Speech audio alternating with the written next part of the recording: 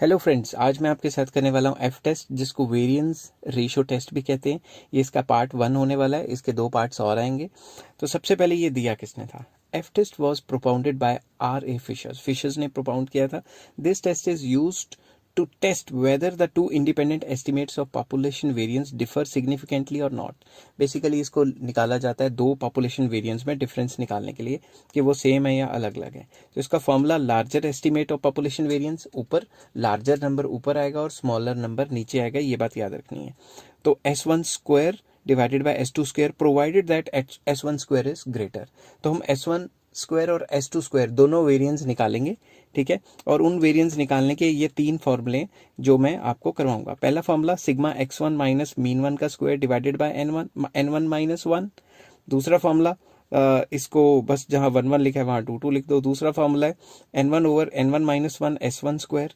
और तीसरा फॉर्मूला है जिसमें सीधा सिग्मा एक्स से हम निकाल लेते हैं। तीनों फॉर्मूलों से एक क्वेश्चन करवाऊंगा आपको, एक एक क्वेश्चन करवाऊंगा। तो इसके मैंने 3 सेपरेट पार्ट्स बनाए। डिग्री ऑफ फ्रीडम इसका V1 n1 minus 1, V2 n1 n2 minus 2। But V1 हम उसको लेंगे जो लार्जर वेरिएंस होगा, ये बात हमेशा याद रखनी है, क्वेश्चन में बताऊंगा। और V2 उसको लेंगे जिसके स्मॉलर वेरिएंस है। ये बातें हमेशा याद रखनी है आपने, ठीक है। एक क्वेश्चन करते हैं। For example, 2 random samples drawn from the normal population. ये डाटा दिया है सैंपल 1 एंड सैंपल 2 का। ये बॉक्स बनाना मेरे लिए काफ़ी मुश्किल हो गया था, वैसे तो मैं हाथ से बना लेता हूँ। और test whether 2 populations have same variance.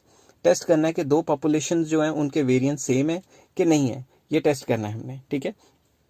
तो चलिए इसको शुरू करते हैं। सबसे पहले मैंने x1 और x2 पहले के लिखे हुए हैं ताकि मुझे लिख के थोड़ा टाइम बच जाए मेरा, ठीक है। तो मैंने x1 x2 पहले के लिखे हुए हैं। सबसे पहले मैं नल हाइपोथेसिस लेता हूं कि जो फर्स्ट वेरिएंस है और सेकंड वेरिएंस है, मतलब दोनों सीरीज के वेरिएंस बराबर हैं। और ऑल्टरनेटिव हाइपोथेसिस ये ले सकते हैं कि बराबर नहीं है, मतलब दोनों में फर्क है। तो alternative hypothesis H1 ratio variance 1 not equal to variance 2, जो दोनों के वेरिएंस है वो बराबर नहीं है। तो अब इसको करने से पहले मैं x1 और x2 इसको प्रूव करने से पहले x1 दिया हुआ है, इसका टोटल लिख लेते हैं सिग्मा x1 जो कि आ रहा है 220, ठीक है। और मैं साइड पे x1 का मीन निकाल लेता हूँ।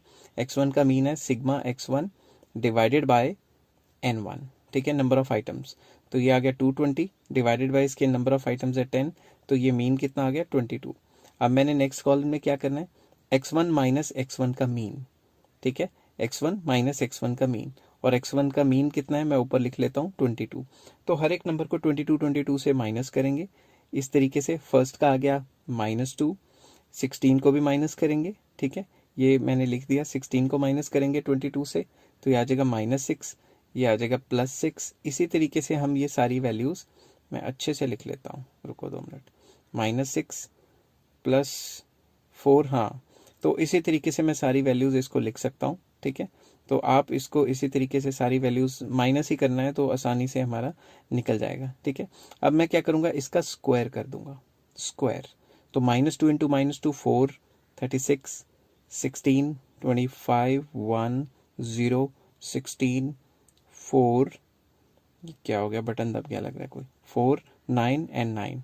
अब इसका टोटल करेंगे, सिग्मा x1 माइनस, रब कर लेता हूँ इसको, माइनस x1 का मीन और उसका होल स्क्वायर। तो इसका समीशन या टोटल करेंगे तो ये आ जाएगा 120, ठीक है।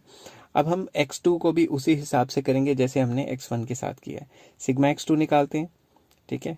मैंने पहले का निकाल के रखा है, ये मत सोचना कि मैं 1 मिनट में निकाल दिया, मैंने आधे सेकंड में, इतना मैं इंटेलिजेंट नहीं हूँ। तो पहले से मैंने निकाल के रखा है। ये आ गया 420 divided by number of items, इसमें 12 है, इसलिए मैंने थोड़ा टाइट लिखा है क्योंकि पेज से बाहर आ रहा था। तो इसका मीन 35 है। तो मैं हर एक आइटम को 35 से माइनस कर लूंगा। जैसे 27 minus 35 that is equals to -8। तो 33 को भी माइनस किया 35 से, -2, 42 को भी माइनस किया, यहाँ से रब कर देता हूँ, 42 को माइनस किया 35 से, 7। ऐसे जितने भी नंबर्स हैं हर एक को 35 से आपने माइनस कर लेना है, उसकी वैल्यूज आ जाएंगी, ठीक है। हर एक को 35 से माइनस किया, ये +3 आ गया, रब करके दोबारा लिख लेता हूँ, ये आ गया 3। इसको 35 से माइनस किया -7, 35 से माइनस किया ये आ गया 6, 35 से माइनस किया ये आ गया 8, 35 से माइनस किया -5, 35 से माइनस किया 2। अब हम क्या करेंगे, इसका स्क्वायर कर लेंगे। स्क्वायर में आपको पता है माइनस के जो निशान है, माइनस जो है वो प्लस में कन्वर्ट हो जाता है। मैं इसको रब करके इसके सामने लिखता हूँ। ये आ गया 4, 7 7 ज़ा 49, 0 9 1 9, 7 7 ज़ा 49, 36, 8 8 ज़ा 64, 25 4। अब मैं इसको टोटल कर लेता हूँ। सिग्मा x2 माइनस x2 का मीन, उसका होल स्क्वायर। अब ये भी मैंने पहले टोटल करके रखा है ताकि एकदम से मुझे टोटल करने में टाइम वेस्ट ना हो और वीडियो का साइज़ थोड़ा छोटा रहे। 314। तो ये सारी वैल्यूज़, ये वाली वैल्यू और ये वाली वैल्यू हमें चाहिए, वो वैल्यू मैं वेरिएंस में इस्तेमाल करने वाला हूँ। तो चलिए नेक्स्ट पेज पे चलते हैं और इसको इस्तेमाल करते हैं वैल्यू को। अब आ जाता है S1 स्क्वायर का फॉर्मूला। ये है सिग्मा सॉरी, बोल बोल के गला बैठ जाता है। x1 माइनस मीन वन का whole square divided by n1 minus 1। तो इसमें जो x1 माइनस मीन वन का स्क्वायर था वो 120 divided by number of items 10 minus 1। इसको सॉल्व कर लेते हैं और ये आ गई 13.33। जिस तरीके से S1 स्क्वायर निकाला है उसी तरीके से S2 स्क्वायर निकालेंगे। बस जहाँ x1 था वहाँ x2, जहाँ मीन वन था वहाँ मीन टू, बाकी n1 की जगह n2, बाकी सारा फार्मूला सेम है। अब इसमें अगर हम वैल्यूज़ पुट करें जो हमने पिछले पेज में हमने टेबल में निकाली हैं, तो ये आ जाती है 314 डिवाइडेड बाय 12 माइनस 1। अगर इसको सॉल्व करें अच्छे तरीके से तो इसको सॉल्व करके सीधा इसकी वैल्यू लिख लेता हूँ। ये आ गया 28.545। अब देखो इन दोनों में से बड़ा वेरिएंस कौन सा है? 28 पॉइंट समथिंग, ये तो स्मॉल वैल्यू है और ये क्या है? ये बिग वैल्यू है। तो जो बड़ा वेरिएंस है वो हमेशा ऊपर आता है। ये फॉर्मूले में मैंने आपको करवाया था। तो मैं फिर से फार्मूला इसका लिखता हूँ, फार्मूला इसका लिख लेता हूँ।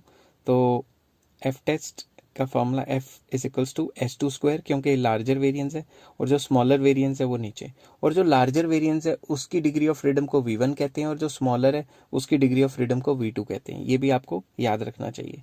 तो इसको अगर हम डिवाइड करके सॉल्व करेंगे तो हमारे आगे आंसर आ जाता है 2.14। ठीक है। अब V1 जो डिग्री ऑफ फ्रीडम है लार्जर वेरिएंस की वो है n1 माइनस 1। तो n1 मतलब जो सेकंड वाला है उसको हम 1 कंसिडर कर रहे हैं ना। तो ये मत सोचना कि n1 number of item of first series है, समझ गए? ये बात मत सोचना।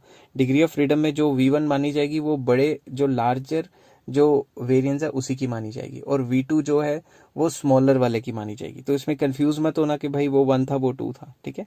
इसकी डिग्री ऑफ फ्रीडम V1 आ गई है 11 एंड V2 आ गई है 9। तो इसको टेबल में देखते हैं इसकी वैल्यू कितनी आ रही है।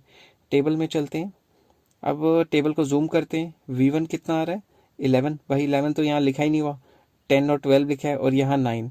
अब 10 और 12 के बीच में ये वैल्यूज आ रही हैं तो इनकी एवरेज ले लेते हैं, 3.14 और 3.07। अगर मैं इन दोनों को प्लस करके इसको डिवाइडेड बाय 2 करूँ तो ये 3.105 तकरीबन आ जाएगी। तो इसकी एवरेज ले लेंगे तो 3.105 लिखा होगा कई बुक्स में, या कई बुक्स में 3.11 लिखा होगा। तो इसमें कंफ्यूजन लेने की ज़रूरत नहीं है। अब अगर आप ध्यान से देखो हमारी टेबल वैल्यू जो है वो ज़्यादा आ रही है और जो कैलकुलेटेड वैल्यू है वो कम आ रही है। तो हम क्या करेंगे? एक्सेप्ट कर लेंगे अपने हाइपोथेसिस को। पहले यहाँ से रब कर देता हूँ, गंद बंद जो डाला मैंने वो साफ़ कर देता हूँ। तो एफ़ की जो कैलकुलेटेड वैल्यू है वो कम आ रही है और एफ़ की जो टेबल वैल्यू है वो ज़्यादा आ रही है। तो जब भी टेबल वैल्यू ज़्यादा आती है तो हम क्या करते हैं? टेबल वैल्यू ज़्यादा आती है तो हम करते हैं एक्सेप्ट हाइपोथेसिस।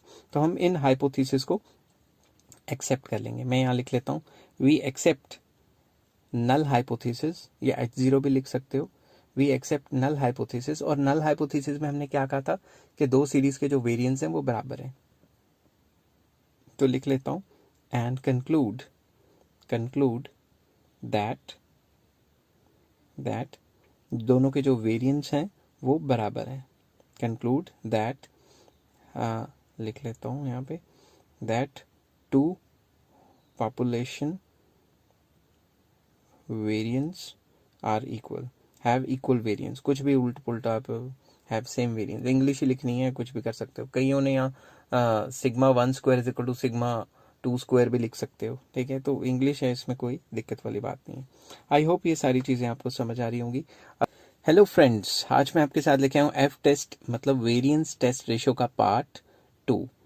पार्ट 1 में हमने किया था कि अगर आपको एक्चुअल मीन से निकालना है तो कैसे निकालना है। पार्ट 2 में आपको ज़्यादा सीरीज़ वगैरह का डाटा नहीं गिवन होता, कैसे होता है वो मैं समझाता हूँ।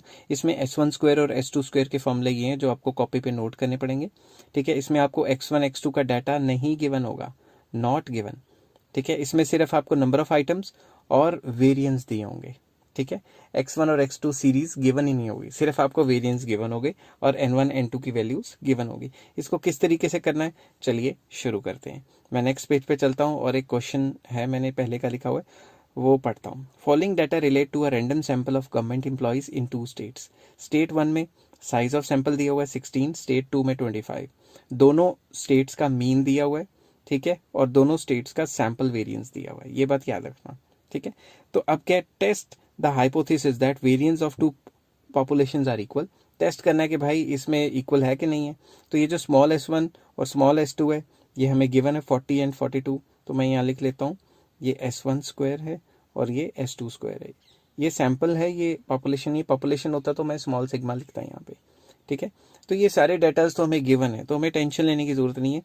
तो सबसे पहले ये मीन तो दिया हुआ है मगर मीन का कोई काम नहीं है, मीन फालतू का दिया हुआ है।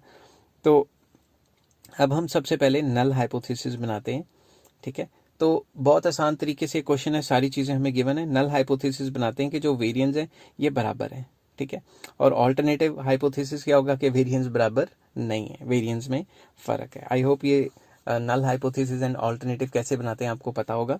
अगर नहीं पता तो आपको पीछे जाके शुरू से थ्योरी मेरी जहाँ से टेस्टिंग के पार्ट शुरू हो रहे हैं वहाँ से करना पड़ेगा। और मैं जो डिस्क्रिप्शन में लिंक दे दूंगा जो कि स्टैटिस्टिक्स की पूरी जो प्लेलिस्ट है उसका होगा, आप उस पर क्लिक करके सारी वीडियोस नंबर वाइज देख सकते हैं। तो ये सारे डाटा जो हमें गिवन है वो मैं पहले लिख लेता हूँ। यार ये टच स्क्रीन का ये बड़ा चक्कर होता है, बटन दबाओ कुछ दब जाता है कुछ, ठीक है। तो सबसे पहले हमें सैंपल वेरिएंस गिवन है, ठीक है। तो मैं ये लिख लेता हूँ S1 स्क्वायर की वैल्यू हमें दी हुई है 40 और स्मॉल S2 स्क्वायर की वैल्यू हमें दी हुई है 42। अब ये सारी वैल्यूज़ जो हैं, ये 4 वैल्यूज़ जो हैं हमारे काम की हैं, वैसे तो 6 दी हुई हैं, काम की हमारी 4 ही हैं। तो S1 स्क्वायर का फॉर्मूला मैं लिख लेता हूँ N1 divided by N1 minus 1 S1 square. बच्चे मुझे बार बार कई बार कहते हैं कि आप बार बार फार्मूले क्यों लिखते हो। भाई फार्मूला लिखोगे तभी याद होगा ना, और अगर मैं पीछे फार्मूला लिखा इधर सीधा वैल्यूज़ डाल दूंगा तो आपको भी कन्फ्यूजन होगी कि कहाँ किसकी वैल्यू डाल दी।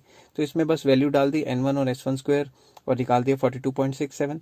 वैसे ही सिमिलरली जो सेकंड वेरिएंस है वो निकालेंगे सेकंड सीरीज़ का। तो इसका लिख लेते हैं 25 डिवाइडेड बाय 25 माइनस 1 इंटू इसका वेरिएंस है 42, ठीक है।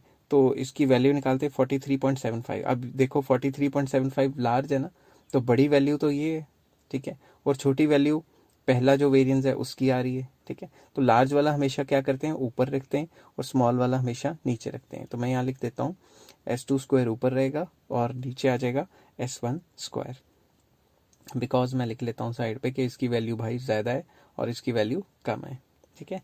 तो अब इसकी वैल्यूज़ अगर हम इसमें डालते हैं तो इसकी सिंपली वैल्यू डाल दी 43.75 डिवाइडेड बाय 42.67। तो इसकी जो वैल्यू आ रही है वो है 1.025। ये हमारी कैलकुलेटेड वैल्यू है। तो अब देखते हैं टेबल में जाके, भाई टेबल वैल्यू क्या है, उससे पहले डिग्री ऑफ फ्रीडम निकालते हैं।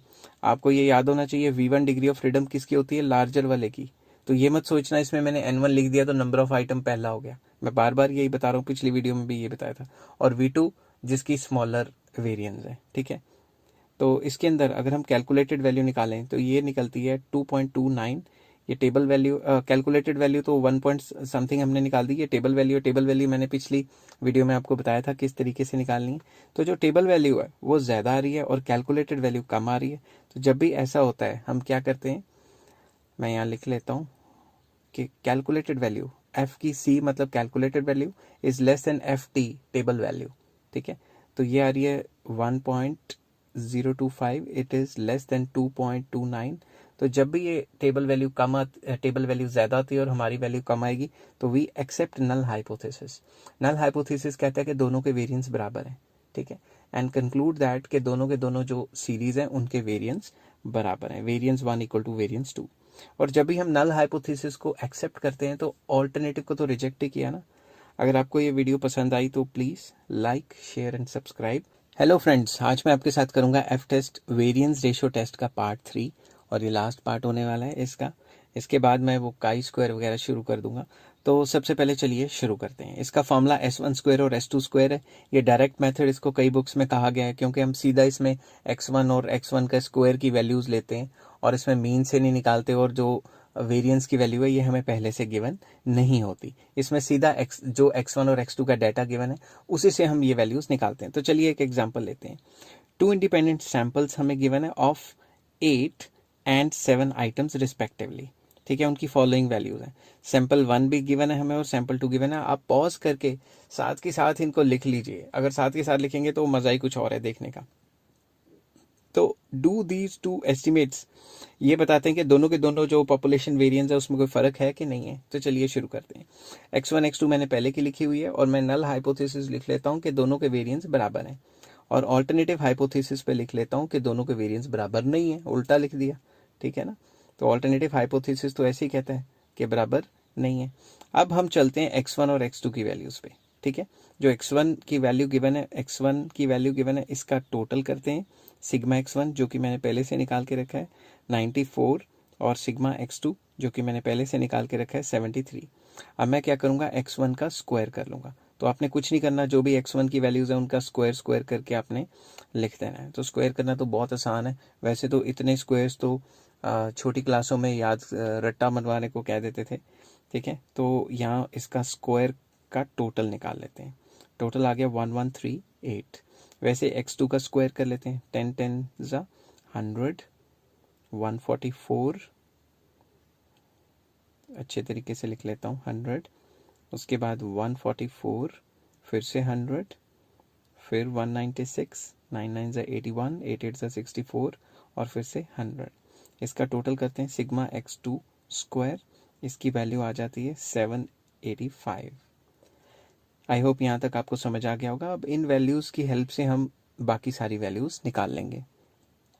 तो सबसे पहले अगर मैं फॉर्मूला लिखूँ यहाँ पे, इसके नीचे S1 square that is equals to, rub करता हूँ, that is equals to 1 over n1 minus 1 bracket में sigma x1 square minus sigma x1 का whole square whole over n1। तो हमें x1 और x1 का स्क्वायर दोनों पता है, नंबर ऑफ आइटम्स पता है, सीधा वैल्यूज़ डालनी है। ठीक है ना। नंबर ऑफ आइटम्स फर्स्ट की कितनी है, काउंट कर लेता हूँ, 8 8 माइनस 1 कर दी। x स्क्वायर की वैल्यू है 1138 माइनस सिग्मा x1 की वैल्यू है 94, इसका स्क्वायर कर देंगे, divided by n1 is 8 bracket close. इसको सॉल्व करके मैं सीधा लिख लेता हूँ कि इसको सॉल्व करके आ गया 4.78। सिमिलरली मैं S2 की वैल्यू निकालता हूँ। S2 स्क्वायर मतलब सेकंड का वेरिएंस की वैल्यू निकालता हूँ। जहाँ n1 लिखा है वहाँ n2 आ जाएगा, और जहाँ 1 1 लिखा है वहाँ 2 2 आ जाएगा भाई।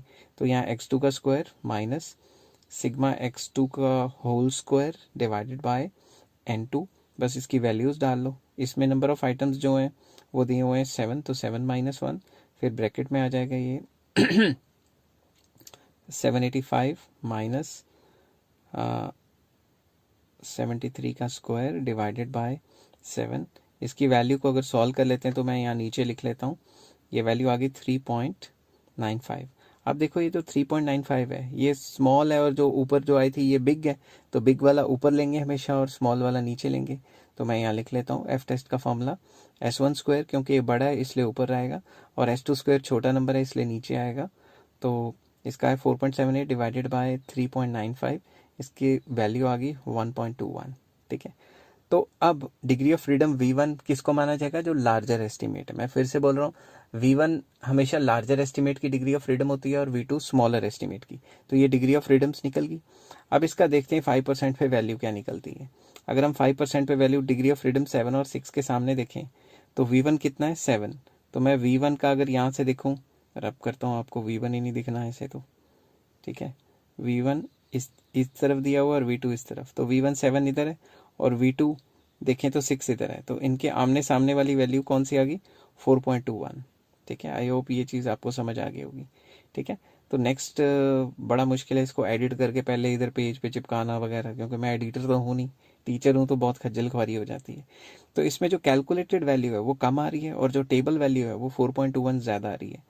तो जब भी कैलकुलेटेड वैल्यू कम आती है और टेबल वैल्यू ज़्यादा आती है तो हम क्या करते हैं, उस थीसिस को एक्सेप्ट कर लेते हैं। तो मैं यहाँ साइड पे लिख लेता हूँ, we accept null hypothesis and conclude that कि जो दोनों के दोनों सीरीज़ के जो वेरिएंस हैं वो बराबर हैं। ठीक है, कंक्लूड दैट जो पहली सीरीज़ है उसके वेरिएंस इज इक्वल टू दूसरी सीरीज़ के वेरिएंस। आई होप यहाँ तक आपको समझ आ गई होगी। अगर समझ आ गई तो please like, share and subscribe. Take care, have a nice day.